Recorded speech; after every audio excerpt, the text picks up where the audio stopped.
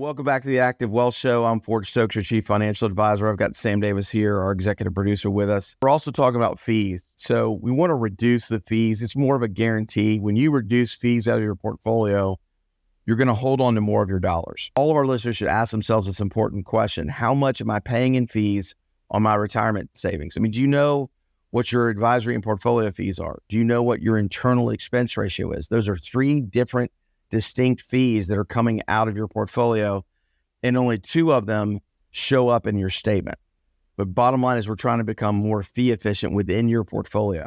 And one of the best ways to do that is to understand your expense ratio. Expense ratio can be found by performing this simple calculation, and that equals management fees on top, and you divide that with the total investment in the fund. Things like 12B1 fees that are marketing fees, A-share fees, which is fees you pay on the front end when you purchase the mutual fund, or they've got C-share fees, which are ongoing fees. Instead of paying an upfront mutual fund fee, you pay over time that you hold it. And I would encourage you to consider exchange traded funds instead of considering mutual funds, because an exchange traded fund is far superior to a mutual fund in two big ways. Number one is it's much lower in fees. They don't have the 12B1 fees. It's much lower in fees. Number two is you can trade ETFs within the day of trading, intraday. With mutual funds, you have to wait till the end of the day's trading that assesses a net asset value, and then you can start market to sell the shares in the mutual funds. But again, that question is, how much am I paying in fees on my retirement savings? If you don't know that question, you really should reach out to us, and we're happy to help you. You want to understand how much you're paying in management fees on your savings.